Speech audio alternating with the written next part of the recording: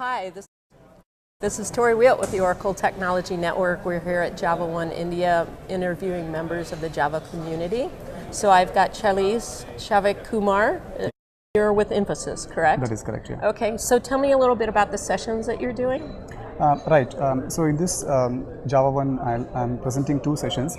Today I'm presenting session about Java web pages, how it's going to, how we can speed up and make its performance blazing fast. So different tools and techniques what I have used firsthand in my projects.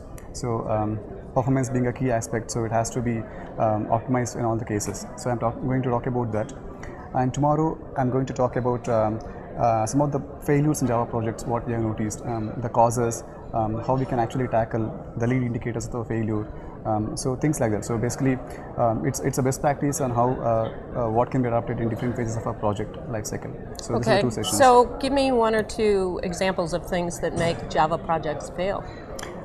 Yeah, so I think one thing we have consistently seen is the enterprise integrations. So almost all the Java projects what we have worked upon, so they have the integrations component to it. So and if the integrations are not done appropriately, for example in terms of performance or in terms of the client side components, so it is going to pose challenge, like it will not scale up, or when there is a peak load then it will just stop functioning or can print on the server. So so enterprise integrations is one of the key components which has to be keenly looked upon, and it has to be addressed in the very early stages. So that is one thing. And coming to the project management aspect, which is common to all the IT projects, not just for Java. Yeah, I was just going to say it's probably true for any project. It doesn't matter the technology. Correct, right? correct. Yeah. So in that's what. So my session is actually divided into two categories. One is specific for Java and technological aspect, and other one is project management, which can be applied to various technologies also. So in the project management, what we have repeatedly seen is the requirements management. So in terms of the freezing of the scope, or to handle the changes, and then to document the business rules and things like that. So requirements management is a very key aspect.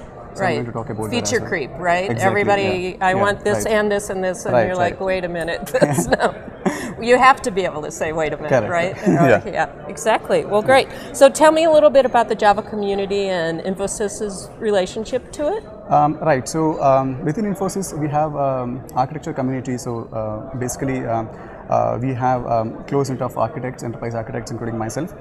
So we basically exchange ideas again. So for example, if there are about 10 architects, we have visibility of about 20 to 25 projects, right? So and we can actually try to derive the patterns like the one which I have derived myself.